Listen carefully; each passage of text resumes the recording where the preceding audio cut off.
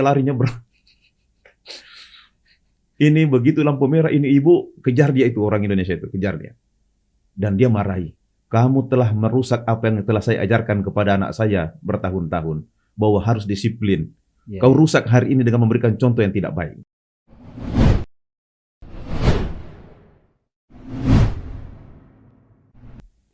Ya, bismillahirrahmanirrahim. Assalamualaikum warahmatullahi wabarakatuh. Waalaikumsalam warahmatullahi wabarakatuh.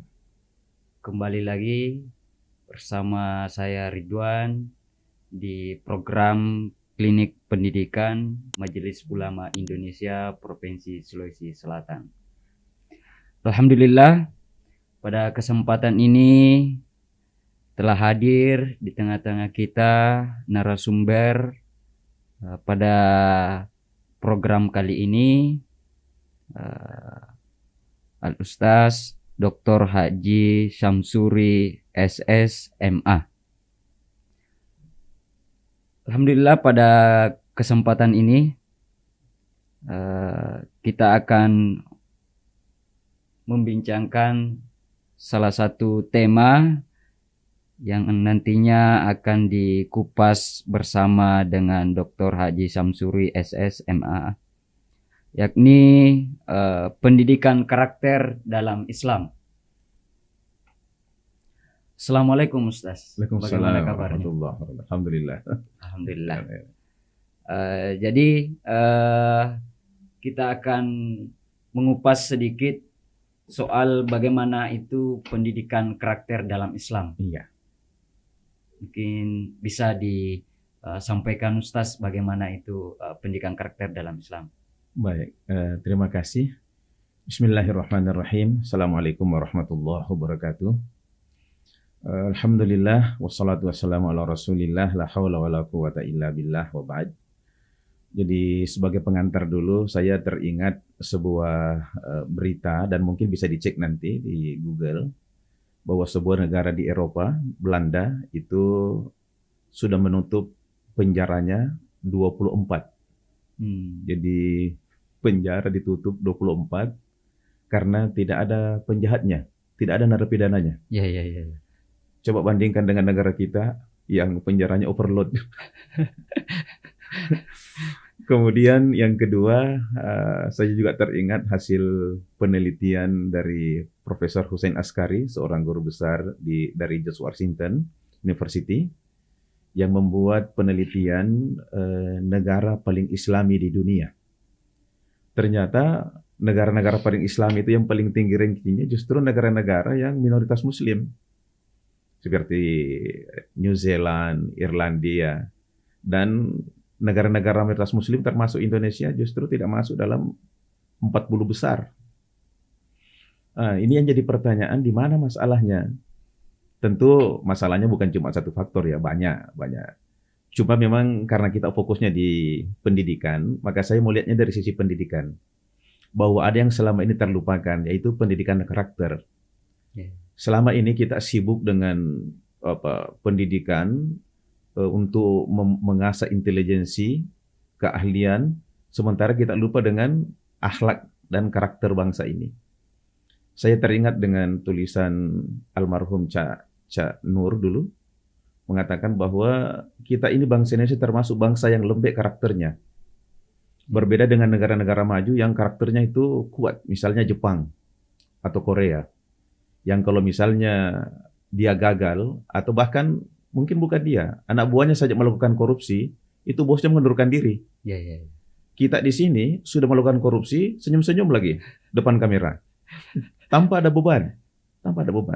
Itu salah satu penyebabnya kenapa kita terpuruk, karena itu karakter kita yang lemah, Makanya di sini perlu kita tekankan, dan kita bersyukur bahwa ini kurikulum 2013 ada perubahan yang lebih menekankan aspek afektif daripada kognitif. Jadi saya kasih contoh, misalnya ada seorang anak, dia hafal semua dalil sholat berjamaah, dia hafal ayatnya, dia hafal hadisnya. Tapi begitu waktu sholat, tidak ke masjid. Ya. Sementara yang satu, dia tidak hafal dalil. Mungkin dari segi IQ-nya mungkin agak rendah, tapi tiap waktu sholat, dia selalu ada di masjid berjamaah. Nah, kalau kita memberi penilaian, mana yang lebih tinggi nilainya? Apakah yang menghafal dalilnya atau yang pergi ke masjid langsung praktek? Ya. Nah, kalau dulu ya penilaian kognitif ya tentu yang hafal dalil itu yang lebih tinggi nilainya. Tapi sekarang kita lebih menekankan kepada yang akhlaknya itu ya langsung praktek itu. Nah, demikian pula dalam kehidupan sehari-hari. Nah, tetapi ini mungkin memang tidak bisa instan karena pendidikan karakter itu butuh waktu lama, bahkan mungkin lebih 10 tahun baru bisa terbentuk. Beda kalau kognitif itu atau keterampilan, coba lihat itu anak-anak SMA yang pengangguran. Kasih masuk BLK 3 bulan. Ya. Insya Allah setelah keluar dari BLK langsung bisa kerja dia. Tidak susah kalau keterampilan dan pengetahuan, tidak susah diajari.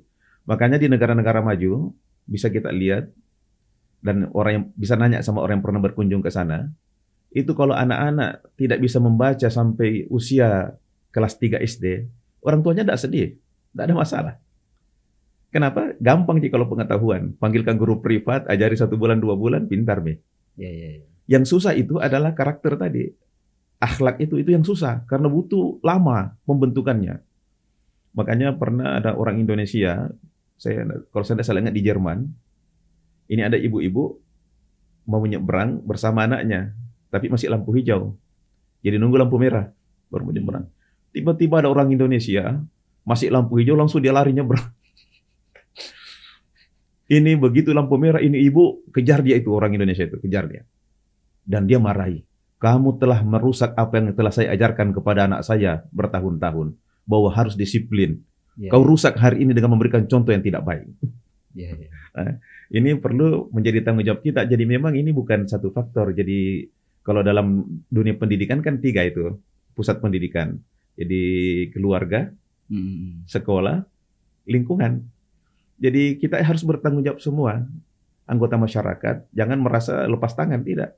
Kita dalam pendidikan karakter ini kan banyak, ya. Kalau dalam Islam kan pendidikan akhlak ya istilahnya. Itu kan ada beberapa cara yang bisa kita tempuh. Misalnya yang pertama itu keteladanan. Jadi kita semua harus bisa mampu menjadi teladan. Bukan hanya memberi contoh, tapi menjadi contoh. Kan selama ini banyak orang jago memberi contoh, tapi tidak bisa menjadi contoh. Nah, ini tanggung jawab kita semua sebagai anggota masyarakat. Kita harus bisa menjadi contoh di tengah masyarakat. Yang kedua, ada mau'izah hasanah, ada nasihat yang baik. Kemudian ada al-qasas, ada kisah-kisah. Kemudian ada riyadhah, latihan dan pembiasaan. Ya, latihan dan pembiasaan. Dan ini semua upaya kita untuk membentuk karakter. Dan saya kira dalam ajaran Islam, Rasulullah mengatakan, innama bu'istu liutammima makarimal akhlak. Bahwa saya ini diutus kata Rasulullah untuk menyempurnakan akhlak. Nah, ini yang perlu menjadi perhatian kita semua, guru, orang tua, dan anggota masyarakat. Karena saya kira kita sepakat, dan tokoh-tokoh pemikir akhlak dalam sejarah itu, ada ungkapan itu dalam syair Arab, Ahmad Syauqi, innamal umamul akhlaqu ma baqiyat. Bahwa sesungguhnya itu sebuah bangsa bisa tegak itu karena akhlaknya. Fa in humu zahabu akhlaquhum zahabu. Jadi kalau akhlaknya hilang, sudah hancurlah bangsa itu. Jadi kehancuran sebuah bangsa itu diawali dari akhlaknya dulu yang hancur. Makanya kalau kita ingin menegakkan sebuah bangsa, akhlaknya bangun. Dan itu yang dibangun oleh Rasulullah SAW, dicontohkan oleh Rasulullah. Selama 23 tahun, masyarakat yang tadinya biadab menjadi masyarakat yang beradab. Dan dalam sejarah tidak ada perubahan masyarakat yang lebih drastis daripada apa yang telah dibentuk oleh Rasulullah SAW. Harusnya kita mencontoh, karena ini kita negara mayoritas Muslim kan? Ya, kita negara mayoritas Muslim. Ya, saya kira begitu. Ya. Ini menarik karena kita melihat sekarang di era digital ini sangat penting mungkin pendidikan keluarga, peran lembaga, peran masyarakat untuk kemudian menguatkan karakter anak-anak, baik itu siswa yang ada di lembaga pendidikan, agar tidak terjebak di era digital saat ini. Kira-kira seperti apa itu, Ustaz? Betul itu. Ini sebuah tantangan berat bagi kita orang tua dan guru. Era digital ini merubah perilaku. Ya, merubah perilaku yang dulunya kita bisa bergaul bersama itu makin berkurang, dan orang menjadi individualis, Ya, ya, ya. sibuk dengan gawainya masing-masing. Dan itu sebuah tantangan. Dan inilah kemudian kita sebagai orang tua, sebagai guru harus juga menguasai teknologi, mengikuti perkembangan, karena kalau tidak, ya kita ketinggalan. Ya, ya, ya. Kita ketinggalan. Anak-anak kita sudah jauh berkembang, kita akhirnya ketinggalan, tidak bisa mengikuti perkembangan, akhirnya pembentukan karakternya juga ketinggalan juga. Jadi ini memang kita sama-sama belajar. Namanya belajar itu tidak pernah berhenti ya. Kita tidak pernah berhenti. Ya, ya, ya. Ya. Tapi kira-kira bagaimana tipsnya, Ustaz, untuk supaya anak-anak ini, khususnya di kalangan keluarga, para orang tua, untuk tetap menjaga nilai-nilai karakter pada anak-anaknya gitu. Iya, tadi saya sudah sebutkan kalau dalam pendidikan Islam itu ada beberapa langkah yang bisa kita tempuh. Tadi ada uswah hasanah ya. Jadi menjadi teladan yang baik. Jangan sampai kita melarang anak-anak kita banyak buang waktu, misalnya pakai gawai terlalu lama, sementara kita sendiri pakai gawainya terlalu lama. Itu tidak menjadi contoh. Kita suruh anak-anak menjaga disiplin sholat, sementara kita juga sholat di akhir waktu. Itu kan tidak benar itu. Jadi ini satu uswah hasanah. Jadi berikan contoh teladan yang baik, menjadi contoh di tengah keluarga, di tengah masyarakat. Jadi kita semua berusaha menjadi contoh. Yang kedua, mau'izah hasanah, nasihat yang baik. Anak-anak kalau berulang dikasih tahu, walaupun mungkin kelihatan cuek, tapi itu masuk. Jadi tetap saja nasihati, walaupun kelihatannya dia cuek, tetap kasih tahu, karena itu pasti dia terekam itu. Kemudian al-qasas, kisah-kisah orang sukses. Ya, kisah-kisah orang baik kita ceritakan kepada mereka, itu pasti ada efeknya itu di dalam hatinya, itu berpengaruh. Nah, kemudian ini yang agak berat ini adalah riyadhah, latihan dan pembiasaan. Ya, latihan dan pembiasaan ini memang agak berat, tetapi harus kita lakukan. Ya, harus kita lakukan. Misalnya melatih anak-anak untuk disiplin sholat berjamaah, disiplin untuk sholat tepat waktu, jujur, ya, berperilaku, itu tadi disiplin tepat waktu dalam kegiatan-kegiatan, itu perlu pembiasaan. Saya teringat dengan di tengah-tengah keluarga kami itu sudah dilatih dari kecil untuk disiplin waktu. Jadi misalnya kita janjian berangkat jam sekian, siapapun yang terlambat ditinggalkan. Itu resiko. Ya mungkin 1-2 kali mungkin ada korban yang ketinggalan. Tapi untuk yang ketiga kalinya, semua sudah disiplin itu. Karena sudah bahwa kalau kita terlambat, nanti ditinggalkan. Di tengah masyarakat juga seperti itu. Kita kadang yang benar itu yang mengalah. Harusnya yang benar itu jangan mengalah. Ini yang salah, ini yang ikut. Ini yang ikut. Ini sebuah kesalahan dalam dunia pendidikan. Termasuk misalnya saya kan S1-nya jurusan bahasa ini. Kita kadang orang tua mengajari bahasa anak-anak itu, kita yang orang tua yang sudah pintar bicara, justru ikut bicaranya anak-anak yang salah. Misalnya makan. Harusnya kita sebagai orang tua mendidik anak, makan, minum, jangan mam, mimi. Padahal itu kan secara bahasa kan tidak benar itu. Harusnya kita mengajari dia bahasa yang benar, jangan kita mengikuti bahasa anak-anak. Harusnya anak-anak yang mengikuti bahasa yang benar itu. Akhirnya kadang anak-anak salah bahasanya karena kita yang salah mengajari. Demikian pula dengan pendidikan karakter. Jangan yang benar mengalah kepada yang salah. Harusnya yang salah ikut kepada yang benar itu. Begitu. Iya. Oke, baik. Karena waktu juga terbatas, sangat terbatas sekali dalam program ini. Tapi saya kira apa yang disampaikan tadi Ustaz ini mungkin sangat besar, sangat penting untuk kita pahami bersama bahwa sangat penting pendidikan karakter dalam Islam. Penting.